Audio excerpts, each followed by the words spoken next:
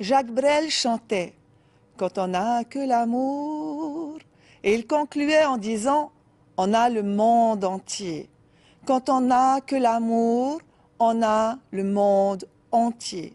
Ces paroles citent l'essence même de l'évangile du Christ. L'amour, notre seul espoir. L'amour, l'esprit de Noël. Et en dépit de tout ce que l'on peut dire ou penser, l'amour est le moteur du monde. Et une des plus belles preuves de l'amour de Dieu pour nous, Jésus, ce Jésus, son Fils, né dans une étable, qui nous a permis d'être sauvés. Il est le don, né il y a plus de 2000 ans, dans cette pauvre demeure. Mais Noël, c'est cette histoire d'amour entre Dieu et nous, sa création. Et Noël, c'est aussi une histoire d'amour entre nous et Dieu. Cet amour à partager sans modération à tous, spécialement à ceux qui sont dans le besoin. Noël, c'est le souvenir de la naissance de Jésus. C'est affirmer l'impact du Christ dans notre vie. Retracer les instants où Marie et Joseph marchèrent, où les bergers rencontrèrent l'ange et lorsque les mages suivirent l'étoile jusqu'à l'étable. Au moment où Marie devait enfanter, Joseph et elle frappèrent aux portes des auberges, mais aucune n'a pu les accueillir.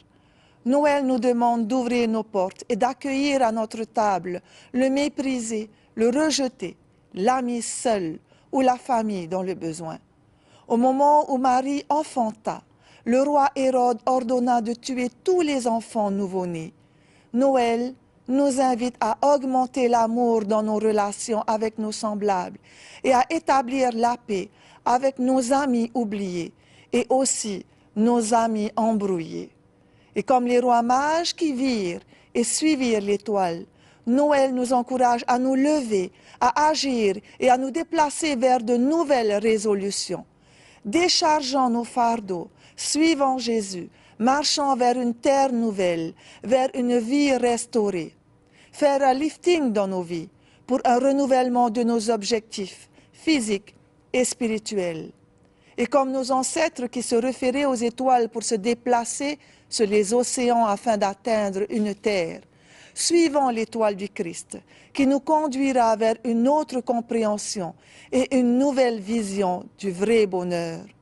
Je clôt ce message de Noël par un verset de la Bible selon l'évangile de Luc au chapitre 2, versets 10 et 11, où l'ange dit au berger « N'ayez pas peur, je vous annonce une nouvelle qui sera pour tout le peuple le sujet d'une très grande joie.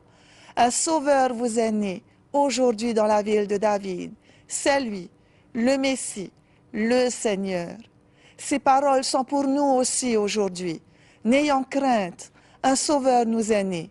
C'est lui, le Messie, le Seigneur, offert au monde pour notre salut.